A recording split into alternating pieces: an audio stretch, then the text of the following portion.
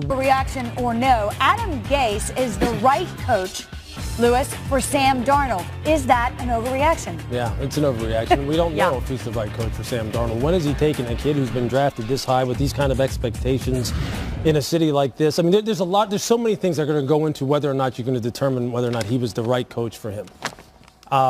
To my knowledge, they don't have any background as far as working together anywhere previously. So there's a whole lot of things that have to be figured out here, and there's a lot that's going to be that they're both going to have to learn about each other along the way here. I think the person right now who should be asking this question is really Mike Maccagnan. Do you believe he's the right person to take your franchise quarterback now and take the Jets in a situation where it is about time for someone to start making headway on the New England Patriots, to take the Jets and take this quarterback and develop him into the kind of player that can topple the Death Star that has been ruling over the AFC East for a long time. Forever. Forever. The Death Star.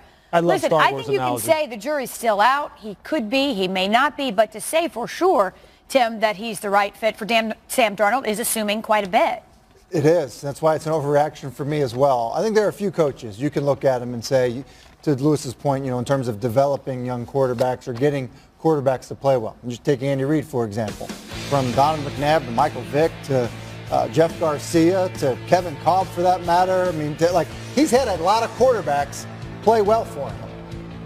Adam Gase has had Peyton Manning play well for him. I think this idea that he's some type of quarterback fixer guru, I think is a bit of a leap. And I think sometimes we get fooled when somebody coaches a quarterback that's really good, that all of a sudden the offensive coordinator should now become a head coach. Look, Ben McAdoo got the Giants job in large part because of what happened while he was the offensive coordinator for the Green Bay Packers. Well, guess what? You can find a lot of guys that get, like teaching at Harvard is easier than teaching in a middle school. It just is. So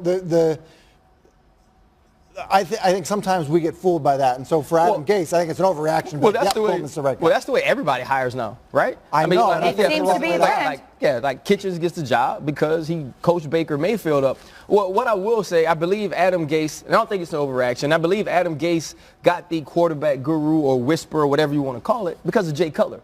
Right, because Jay Cutler was extremely talented, and when Adam Gase was there, you didn't hear a lot of foolishness out of him, and he played well, right? And that was why he got the job in Miami, because they wanted to see him do the same thing with Ryan Tannehill that he'd done with Jay Cutler. Well, when I look at Jay Cutler, other than Peyton Manning being what he was, is the only quarterback I believe he had who was super talented.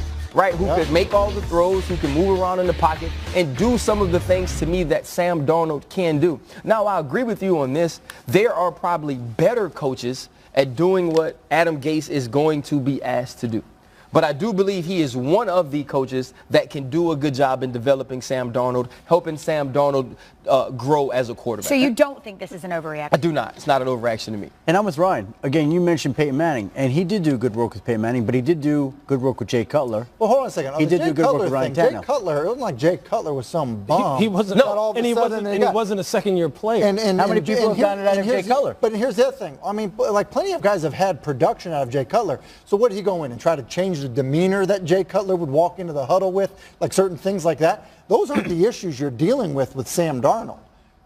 Like the issues with Jay Cutler were not, hey, can I get him to consistently be able to make these throws? He's always been able to do that. Right. Look, in fact, he could roll off his couch today and do it. Right. He's a really gifted guy. I think Sam Darnold can also. I think we're splitting hairs. I agree with you. We don't know how this will work. Right, and there will be other coaches that we can point to, like you said, Andy Reid, who have done a better job and who have proven this over a long period of time.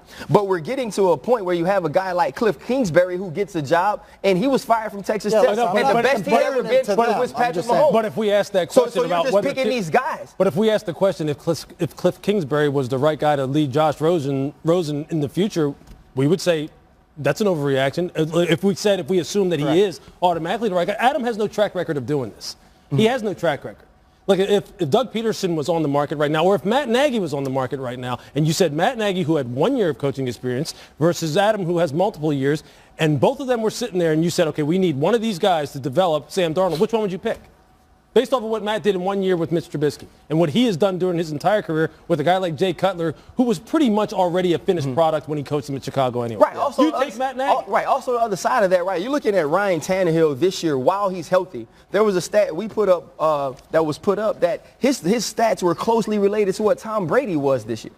You know, and so I understand your guys' point. I'm not necessarily saying this is a slam dunk, this is an easy pick, but I can't also necessarily be negative about the things that he's accomplished, the things that he's done, or the chances he has to succeed with Sam Darnold. It's an impossible question to answer because there's so many things that are going to go on between his relationship with Sam Darnold that there's no way we can even sit here and really discuss because there's no way to really judge them. There's no right answer. There's no way to provide any context for it. So we'll see. We're gonna find out when we see this kid start playing in the preseason next year. Assessing coaches is like trying to grade draft picks. Well, I mean, we would have a whole different frame of reference if we were the ones who were sitting in the meeting room, or rather in the interview, and we were the ones interviewing him. Right. That's what I'm saying. It'd be great to ask Mike McCagnon this question. Why do you think he is the right coach for Sam Darnold? And you mentioned that he's the one who should be asking. He clearly thinks he is, or wouldn't have made the hire. So, yeah, well, I mean, and more important, why do you think? I'm just saying, why would he? Why? Yeah, no, what were the I things agree. that he? What made him stand above Mike McCarthy or Todd Monken or Matt Rule? Which I think kind of brings up an even bigger question right now. What are the criteria that people are looking for when you're looking for a quarterback whisperer, and what separates these guys in your mind? What is it? Is it because Peyton Manning called you and told you he's better? Right. Is it because you coached Pat Mahomes down there at Texas Tech, who at the same time down at Texas Tech, people will tell you they don't teach a whole lot about protections here in the NFL that you use in the NFL. And what did Josh Rosen suffer from last year? From getting his head beaten. Yeah. Right. So how is that necessarily going to translate to him being the perfect for you, fit? Tim. There's a lot of things involved there. Does the head coach, right? Does having a quarterback guru or quarterback mind or a guy who's worked with quarterback as a head coach, does that matter as much as the guy you have in the room with them every day? No. Or the offensive coordinator? I feel like that should be the. I think, listen, when you're the head, and I think sometimes we relate these things too closely. Like, okay, absolutely. Hey, Adam Gase is now the coach of the Jets to get the very best out of Sam Darnold. I think sometimes, like, we're making that connection way too much. Like, and quite honestly, if it were me, I would look at Sam Darnold as a young player that no doubt needs to be coached and needs to be coached hard. But I would be much more concerned about the style of offense that's run that I think emphasizes what he's good at doing and who he is spending countless hours with, having that message of how that want that offense run, who's delivering that message to him and what that relationship is like. And not to say there isn't head coach and quarterback communication, because there always is, whether it's a defensive-minded head coach or an offensive-minded head coach, that doesn't matter. But to me, I think sometimes we just make it too, we pair those things too closely. Well, we certainly together. have in this coaching cycle, it seems like, in almost every case. It's easy. But you just don't see the head coach, though. Like right. You don't see it. Well, not all day, every day, like. Yeah. Listen, they have a lot of other responsibilities other than being like, all right, hey, when we get an underfront, we want you checking it out. Absolutely. Well, one of those is dealing with the media, and for that, we will go now live coverage for the introduction of Adam Gase. It is a great honor for me to introduce head coach of the New York Jets, Adam Gase.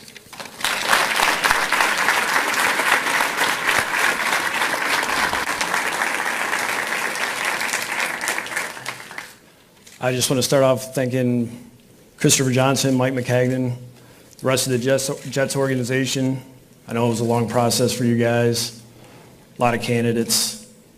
I know it was a lot of tireless nights. I know we had a couple late night FaceTime sessions there at the end, which is always fun when you kind of think it might be the call and it's not. So that was a good start. It was a long 9 days, long 10 days. I know my family was eager for me to get out of the house for sure. I'd like to thank my wife Jennifer, my 3 kids. I know that it's been a tough road for them the last couple of days, just trying to figure out where we were going to be. And I appreciate them sticking with me. I'm excited to get going. I know it's a ways away before we get players in here, but you can feel the energy in the building. Today's been a great day. And really at the end of the day, we're here for one reason. Our process started a couple of days ago, and we'll see what it brings to us.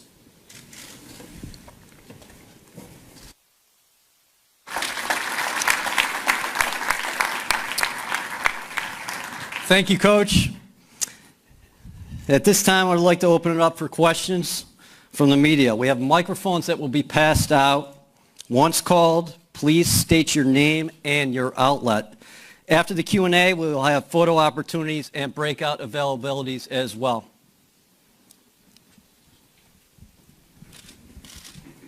Chris?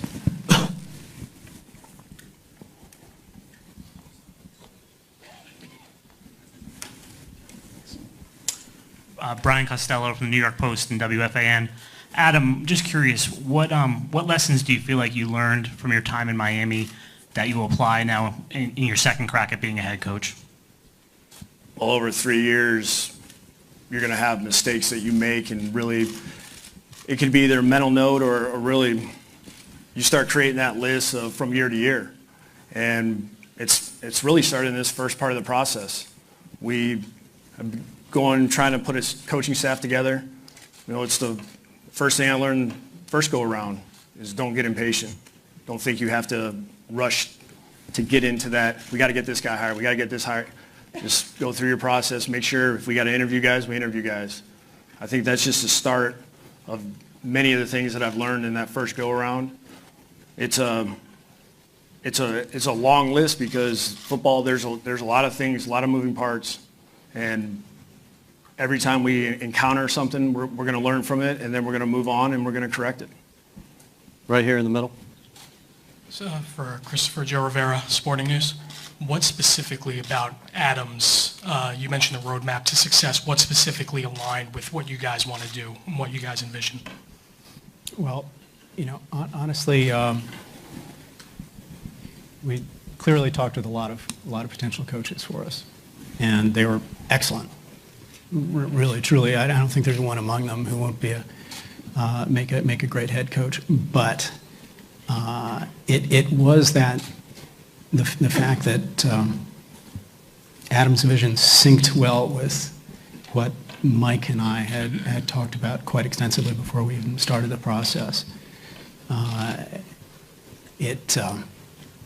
You know, he is intelligent, forward-thinking, aggressive.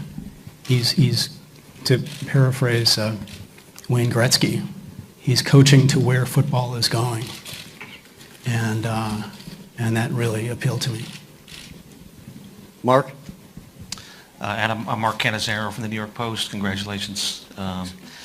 Obviously, a large reason you were brought here was the quarterback here, Sam. I'm just kind of wondering if you can tell us what you've seen in him in the short period of time that you've had to scout him and whatnot, and what your conversations with him have been like. The majority of the things that I've already looked at have been his pro tape. Obviously, us preparing for him for 2 games was kind of really a jump start for me. He was one of the guys that we actually thought was going to be gone way before we ever picked. We focused on a couple other guys that we thought possibly could fall to us at 11.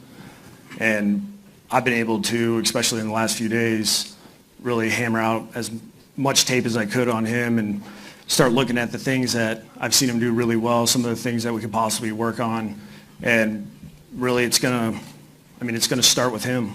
I mean, that's an obvious statement. And I'm excited because this is really the first time I've been able to get with a guy this young, this early in his career. You know, we're going into year 2, and I mean, he's hungry for knowledge. He wants to be coached, which when you have a type of player that does have the physical traits, this is an exciting thing for me to go through. Manish. Manish Mehta, New York Daily News. Christopher, along those lines, what gave you confidence to know or believe that Adam is the right person to develop Sam Darnold? You know, he's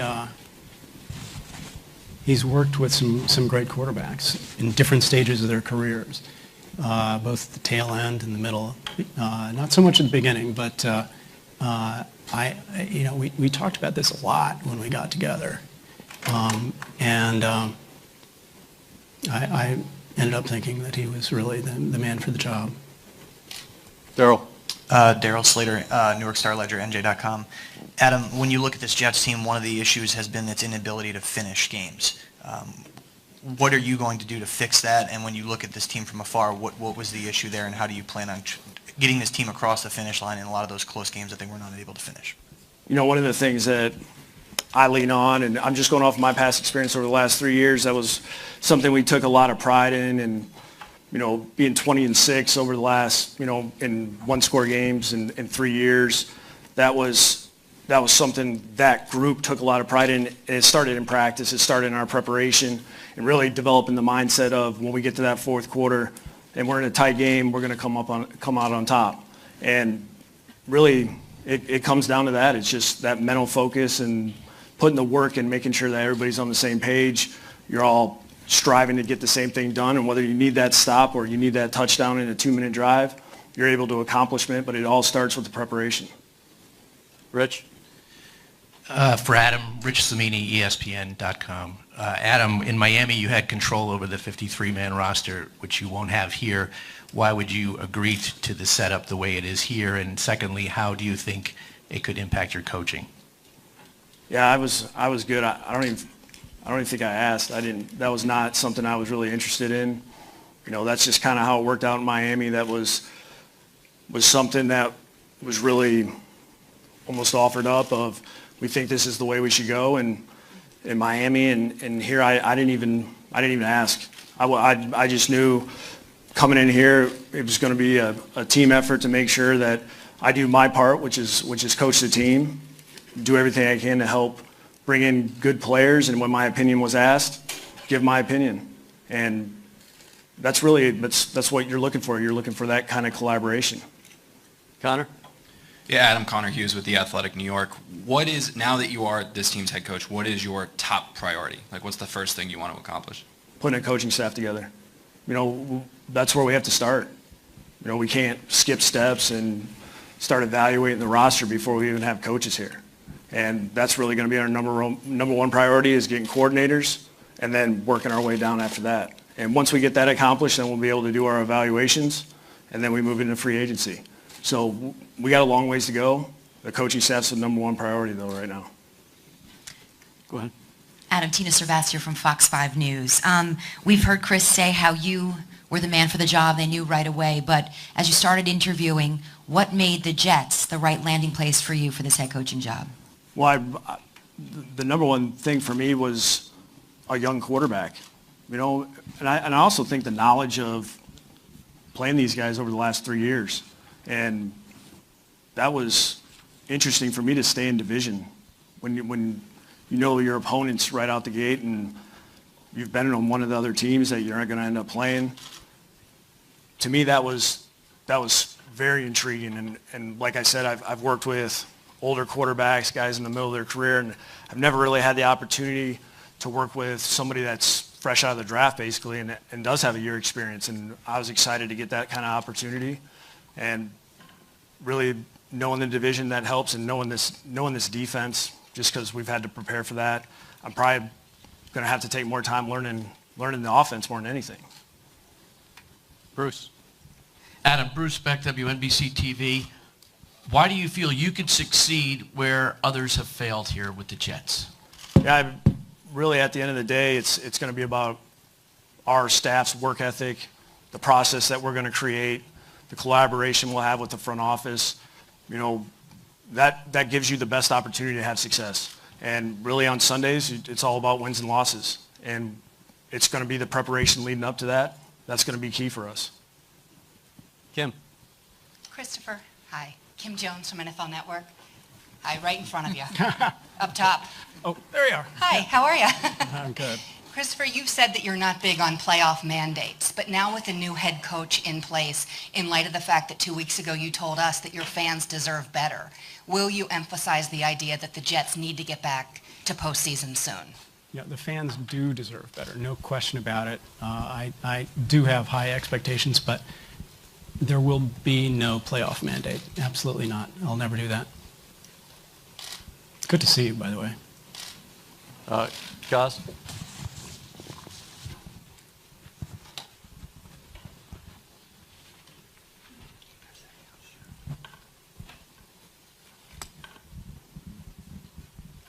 Adam, you were just talking about how you know this division, and that kind of appealed to you. There's a team that's dominated this division for a long time in the Patriots, and you've been trying for the last 3 years to topple them. You know, how do you do it? Well, it's going to start with putting a good coaching staff together. I mean, we have to go through our process, and right now it's not the time for us to focus exactly on, hey, how do we beat this one team? I mean, it's a 16-game schedule. We have to do a great job putting this thing together to where we give ourselves a chance to win the division. You win the division, that gives you an opportunity to get in that tournament, and then after that, it's just the team that wants it most. And, you know, obviously they've had unbelievable success. You know, there's good reason why. You know, going against those guys the last 3 years, it's a challenge, but it's a challenge that if you're in coaching, you want that. If you're a player, you want that.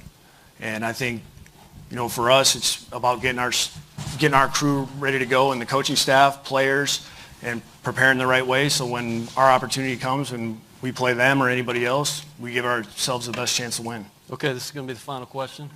Over here. Adam, Andy Vasquez with The Record and NorthJersey.com. Why do you think that your offense wasn't as productive as obviously you wanted in Miami, and what do you think you can do to make it different here? Yeah, trust me, I looked at that a lot myself. You know, when you look at rankings and start worrying about that, a big focus of ours was our turnover margin. We knew we had to play a certain way. You know, we lost some of our key pieces, and we knew we were going to have to find different ways to win.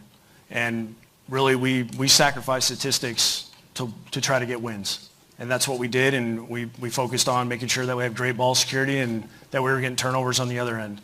And we were able to do that and stay in games and then make plays at the end of the game. That put us in position with 3 games left. We were still alive in the playoff hunt. We just couldn't finish it out. And really, to me, that's why you look at the rankings. That's my best answer for that. I wish it was top 10, top 5. But I think we have a different set of players here and a different set that we'll grow to. And, you know, hopefully we can really be in that upper echelon of offenses. At this time, we ask that still photographers move to the front of the auditorium.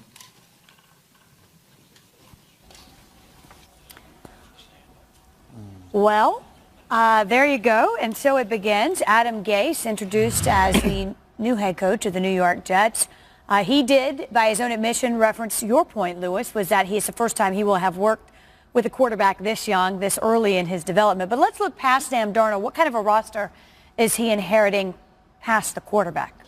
Well, I think with any young quarterback, it's kind of like the same thing that Chris Ballard had to do when he went to Indianapolis. He has to make sure that he builds out this offensive line and make sure, first of all, that Sam can stay protected. Get him some more weapons on the perimeter. Make sure the run game is strong. They have some tremendous character and chemistry on the defensive side of the ball in terms of guys like Leonard Williams and guys like Jamal Adams. So he has some pieces to work with, but there's no question that if you're looking from a global overall approach as far as how to address this roster, build it inside out and make sure you take care of it front to back. I just remember, the words ring in my ears still of when I was talking to Chris Ballard down at the wild card game before the Colts played the Texans, and he said the first thing Andy Reid told him, make sure you protect this kid. Make sure you protect Andrew. From there, build the rest of the team. But if you do not protect him and he gets hurt, everything is just going to be infinitely harder. So make sure you take care of the offensive line first. Make sure he hires a great offensive line coach. He talked about, building out the coaching staff. I personally believe maybe an offensive line coach is even more important than the coordinators, especially in today's game. You see how much it makes a difference. It makes a tremendous difference. So you could tell his head's swimming about all the different things he has to do.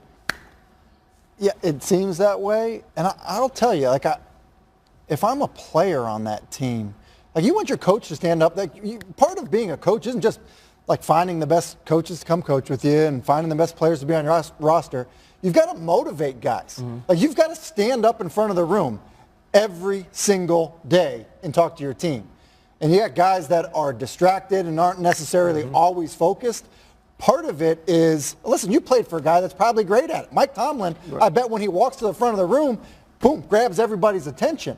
That's a big part of being a coach. And I would just hope for Adam Gase's case, that it's more impressive than that. I just being honest, you didn't see it there. Is your point? I mean, it definitely wasn't. Really. No, I would agree. And I think sometimes when you're talking to the media, you're talking to your team to kind of generate a little bit. They're watching. It wasn't Rex's first interview for sure, or a press conference when he took over the New York Jets. And I think sometimes you can only be who you are, right? All the time you should only be who you can only be who you are. You can't put on an air for the media. But I agree with you.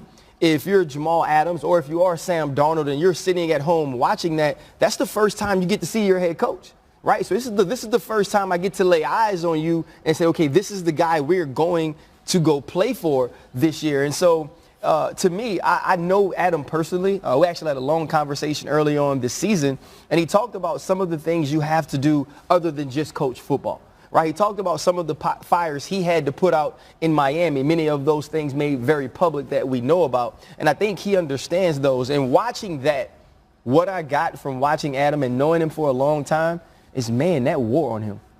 Right? Seeing what he looked like when he took the job initially 3 years ago as to what he looked like now, as to watching his mind spin, as you said, trying to figure out the things that he has to do. He knows the burden of being a head coach, and I think he's already trying to get in that mode of taking care of those things. It's different for him. Honestly, he likes to be comfortable and wearing a baseball cap. You don't see him without a baseball cap very often, so this is a different setting, and I know he should be able to step up there and command the room. But it's just a different setting for a guy like that at a time like this. So Adam, you're the head coach of a football team. I'm just telling you. I mean, it kind of brings back like watching Ben McAdoo the first time when he had his press conference. Matt LaFleur wasn't very demonstrative either. I'm not saying you have to be demonstrative, but I'm saying you got to be like you have to. I agree. You have to grab your 53, 58. Really, I mean, you probably don't want to. You're in New York too. You're probably thinking to yourself, "Let me not say anything that becomes a big deal." Yeah, I mean, let me just get out of in his defense, though, look, I mean, I think players ultimately. Look, Bill Belichick, when he stood up in Cleveland and talked to us, it wasn't like he was yelling and screaming and getting us riled up and firing us up to go out to practice every day. But the thing that what grabbed your attention about Bill and what ultimately made you buy in and just kind of almost blindly believe what he was telling you was the fact that the guy was credible. What he said was going to happen happened.